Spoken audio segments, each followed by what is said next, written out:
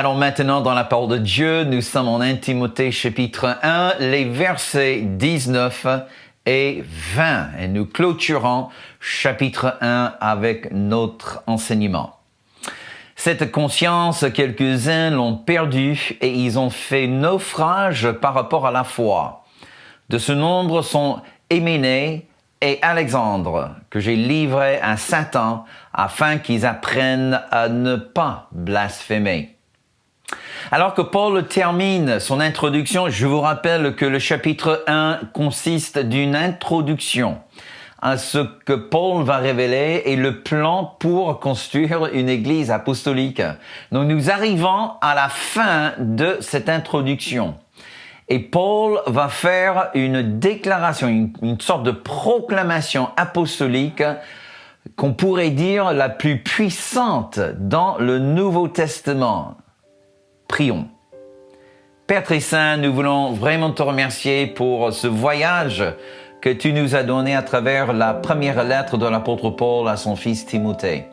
Nous avons déjà tellement appris et Seigneur, nous arrivons à une déclaration qu'à la première vue échappe notre compréhension, même notre imagination. Nous ne pouvons pas même imaginer ce que Paul voulait dire en faisant une telle déclaration sur ces deux hommes.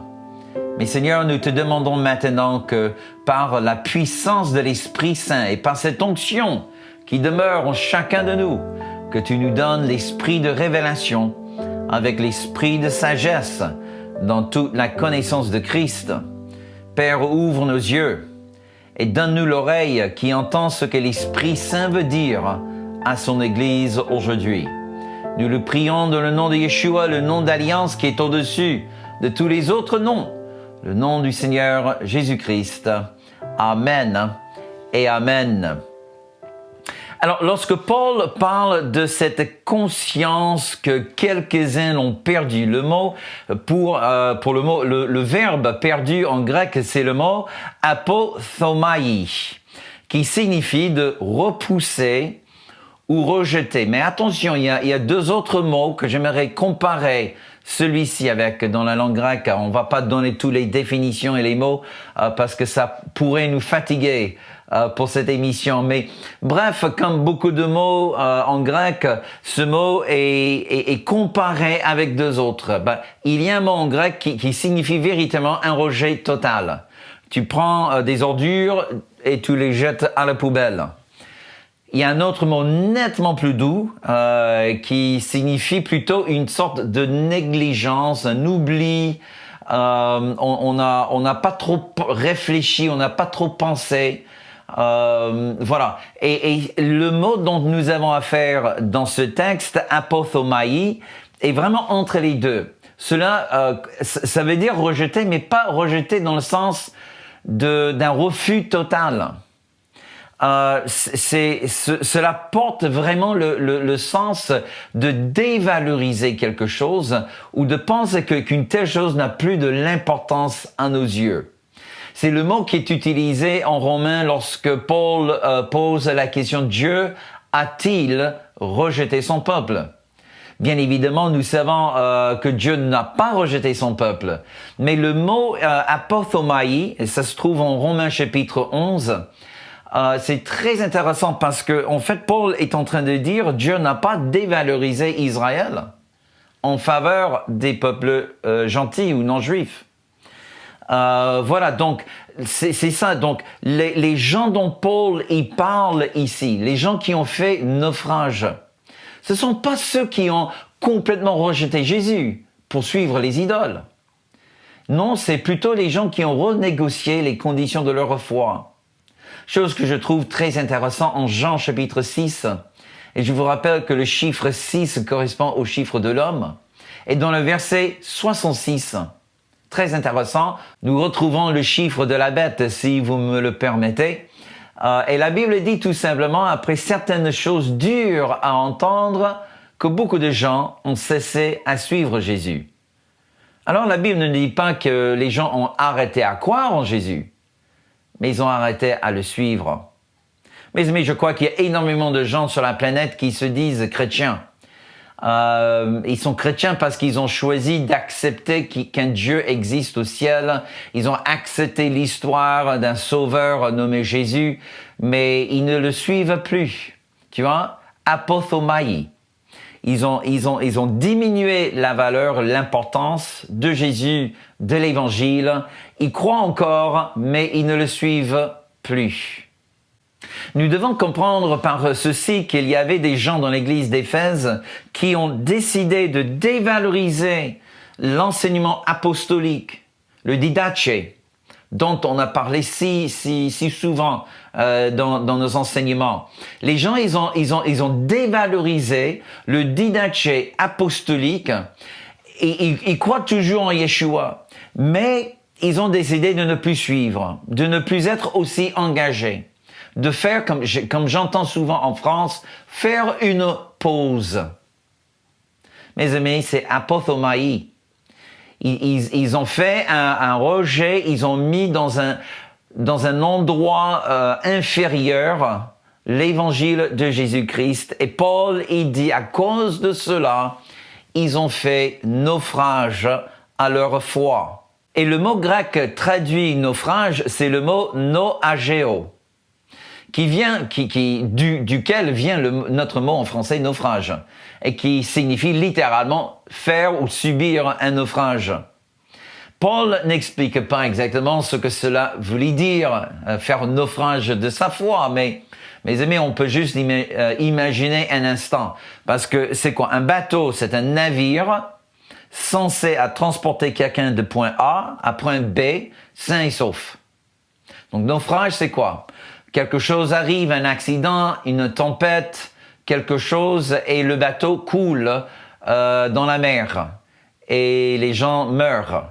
Donc c'est-à-dire que le navire n'est plus apte à accomplir la raison pour laquelle le navire a été construit, c'est-à-dire le transport. Donc faire naufrage de la foi est assez bien similaire. C'est-à-dire que quelqu'un dévalorise les enseignements du Seigneur Jésus. En conséquence, le navire, le bateau de leur foi est affaibli. Et la seule chose qu'il faut, c'est qu'une tempête arrive dans la vie. Le bateau de leur foi commence à couler sous la pression de la tempête et la personne n'est plus capable à terminer le voyage de sa foi. Et cela arrive bien, mes amis, trop souvent. Et que ce soit bien clair, quand on parle de la foi, naufrage de la foi, la Bible Paul ne fait pas référence au don de foi. Le don de la foi dont on parle en 1 Corinthiens chapitre 11, c'est un don de l'esprit, un don qui est donné pour une saison particulière, pour faire une opération miraculeuse ponctuelle. Donc, ce don de foi est donné, mais il ne reste pas. La foi par laquelle le juste doit vivre est différente. C'est cette semence dont Jésus a parlé en disant si vous aviez la foi comme un grain de moutarde, vous direz à cette montagne lève-toi et jette-toi dans la mer et la montagne vous obéirait. Donc c'est ça la foi de la semence. Et vraiment la chose le plus importante pour ta foi, c'est son environnement et la nutrition. Est-ce que ta foi se trouve dans un environnement positif? Amen. Et est-ce que la foi est nourrie? Et je vous promets que si vous donnez que des ordures du monde à ta foi ne va jamais grandir. Ta foi a besoin de la présence et de la parole de Dieu. Et rien d'autre ne va faire pousser ta foi. Mais si tu lui donnes la présence de Dieu et la parole de Dieu, je vous garantis, mes amis, ta foi va grandir. Alléluia.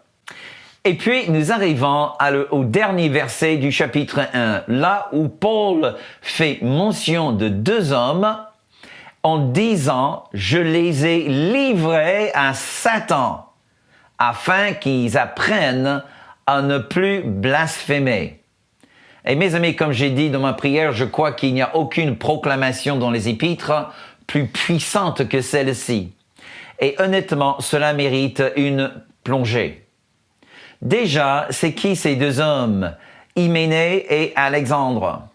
En fait, Hyménée est mentionné ici en chapitre 1.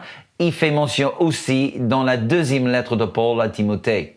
Mais en dehors de ces deux mentions, nous ne connaissons rien de cet homme Hyménée. Par contre, Alexandre nous donne quand même un personnage plus intéressant. Alors déjà, Alexandre était un nom assez bien commun à l'époque du Nouveau Testament, un petit peu comme le prénom Jean d'aujourd'hui. Voilà. Et il y avait déjà 3 autres Alexandres dans la Bible. Déjà au temps de Jésus, dans les évangiles, il y avait un Alexandre. C'était le fils d'un homme nommé Simon, le même qui a porté la croix de Jésus juste avant sa crucifixion. Un deuxième Alexandre fait mention au début du livre des Actes, qui était dans la famille du grand sacrificateur. Mais il est peu probable que notre Alexandre en 1 Timothée correspond à ces deux autres. Néanmoins, il y a une autre histoire en Actes chapitre 19 qui est très fascinante parce que je crois que l'Alexandre qui fait mention en Actes 19 est le même que notre Alexandre en 1 Timothée chapitre 1. Pourquoi? Parce que l'Alexandre en Actes chapitre 19 est mentionné parmi les métallurgistes à Éphèse. Et selon 2 Timothée, Alexandre, qui est aussi mentionné ici en chapitre 1 en 1 Timothée, est un métallurgiste. Donc, il est peu probable qu'il y avait 2 Alexandres métallurgistes à Éphèse qui apparaissent tous les deux dans la Bible. Donc, c'est pour cela que, au moins pour moi et pour beaucoup d'autres, c'est exactement la même personne.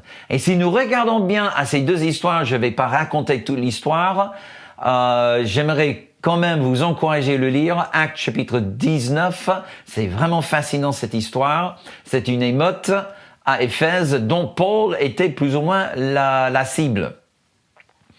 Et ce que nous trouvons en mettant les textes en 1 Timothée, 2 Timothée et Actes chapitre 19, lorsque nous mettons ces 3 textes ensemble, voici l'image que nous avons, qui est une image assez troublante. Parce que, et si c'est vrai, ma déduction, Alexandre était un juif qui gagnait beaucoup d'argent en tant que métallurgiste en faisant des idoles pour la déesse Diane et le temple de Diane. Chose qui est absolument extraordinaire parce que déjà c'est une forme de blasphème. Non seulement c'était une blasphème pour un juif de construire des idoles pour un temple d'un faux Dieu, mais il avait le soutien de tous les juifs anti-messianiques à Éphèse. Lisez Actes chapitre 19, vous le trouverez. Alors déjà, voilà un homme avec le soutien de toute la communauté juive qui détestait les messianiques. Alexandre, un juif, pas un bon juif, parce que il construisait, il fabriquait les idoles et il en gagnait beaucoup d'argent. Ensuite, il semblerait que après cette émeute, que Alexandre a accepté la foi en Yeshua, parce que Paul dit qu'il en a fait naufrage. Donc, pour en faire un naufrage, il faut l'accepter. Donc, il fait naufrage de sa foi. Il devient à nouveau un ennemi de l'apôtre Paul et il se sert de sa richesse pour faire l'apôtre Paul et à l'église d'Éphèse beaucoup de mal. C'est ça l'image. Et on ne peut que imaginer que Hyménée, dont on ne connaît rien de cet homme, le fait que les deux sont mentionnés, le fait que les deux sont probablement collaborateurs dans des mensonges, Paul les a livrés à Satan pour qu'ils apprennent à ne plus blasphémer. Mais qu'est-ce que ça veut dire au juste? J'ai livré quelqu'un à Satan. Ça semble un peu dangereux, non? Pour vous? Pour moi aussi. Alors, pour moi, il y a 3 possibilités par rapport à ce sens de livrer quelqu'un à Satan. Soit Paul, il a simplement fait une sorte de rejet relationnel. Voilà, je ne veux plus te parler, je ne veux plus te voir. C'est doux. c'est très doux et venant d'un apôtre, et le fait qu'il fait mention dans le Nouveau Testament, je pense que c'était un petit peu plus fort que simplement dire « je ne veux plus te voir ». Deuxième possibilité, peut-être un petit peu plus probable, cela représente une excommunication de l'Église. Visiblement, ces deux-là, Paul n'allait pas accepter le fait qu'ils restaient dans l'Église. Ils avaient fait naufrage de leur foi et ils entraînaient d'autres gens dans l'erreur. Bon, bien évidemment, Paul ne les a pas supportés dans l'Église. Il y a une troisième possibilité qui est un petit peu plus troublante pour notre forme de christianisme aujourd'hui, mais que Paul a proclamé une espèce de malédiction ou un jugement divin sur ces deux hommes. Et tout de suite, il y a deux autres histoires dans le Nouveau Testament qui me viennent à l'esprit. La première se trouve en Actes chapitre 5, c'est l'histoire de Ananias et sa femme Saphira. Ils ont vendu un terrain, mais ils ont décidé de mentir par rapport au montant. Et dès que l'homme est arrivé dans la présence de l'apôtre Pierre en premier, sans sa femme, et il tombe raide, mort. Parce qu'il a menti au Saint-Esprit. Sa femme arrive quelques temps plus tard. Pierre dit, voilà, les pieds qui ont amené ton mari à son cercueil sont là à la porte. Ils vont t'amener aussi. Et puis, pouf, elle tombe raide mort. Alors, c'est absolument extraordinaire que cette autorité apostolique. Deuxième histoire, en 1 Corinthiens chapitre 5, un homme de l'église à Corinthe forniqué avec la femme de son père, c'est-à-dire sa belle-mère. Et Paul, il a dit que l'homme ne voulait pas se repentir, donc Paul l'a livré un tel à Satan pour la destruction de sa chair, afin que son âme soit sauvée. Alors moi, je pense réellement, mes amis, que ces trois histoires, c'est-à-dire Actes chapitre 5, 1 Corinthiens 5 et 1 Timothée chapitre 1, correspondent à une espèce d'autorité apostolique que nous voyons très, très, très rarement dans l'Église de Jésus-Christ, au moins dans l'Occident. Et peut-être nous ne voyons pas très souvent cette autorité parce que quelque part, nous ne sommes pas encore prêts. Mes amis, j'arrive à une conclusion dans ma foi et dans ma vie de ministre de l'Évangile qu'on ne peut pas avoir la vraie gloire divine si on n'est pas prêt à recevoir le jugement divin. Je le dis encore une fois. On ne peut pas avoir la gloire divine si on n'est pas prêt à recevoir le jugement divin. Lorsque nous voulons voir la gloire de Dieu descendre dans l'Église, nous devons accepter au même temps qu'il y aura un jugement sur le péché qui s'y trouve. Mes amis, je vous rappelle que Paul, en écrivant à l'Église à Corinthe, a dit qu'en recevant, parce qu'on n'a pas correctement jugé le corps du Christ et le sang du Christ, en recevant dans la table du Seigneur, certaines mangent un jugement. Et c'est pour cela que certaines sont malades et que certaines meurent. Ils ne disent pas que ceux qui ont mangé indignement sont morts, mais parce que certaines mangent indignement, certaines meurent. Mes amis, je crois que si l'Église est affaiblie aujourd'hui, c'est parce que nous avons donné une place trop importante à la chair et parce que nous avons négligé le vrai enseignement apostolique. Et lorsque nous arrivons à vraiment décider que nous voulons marcher dans les pas de Jésus, et que nous voulons vraiment marcher en portant notre croix et vivre comme un vrai disciple de Jésus-Christ, là, mes amis, nous allons commencer à revoir dans nos jours l'autorité apostolique avec la gloire et le jugement qui l'accompagnent. Voilà, nous arrivons à la fin de notre enseignement pour cette émission et avec ceci, nous arrivons à la fin de chapitre 1 de la lettre de Paul à son fils Timothée. J'espère vraiment que le Seigneur vous a parlé à travers ces enseignements. s'il vous plaît, avant de nous quitter, est-ce que vous voulez juste me laisser peut-être un petit mot, un petit témoignage sur notre page YouTube? Comme ça, d'autres gens qui vont regarder cette vidéo pourraient s'inspirer de ce que vous voulez dire. Merci beaucoup et que Dieu vous bénisse dans votre démarche de la foi.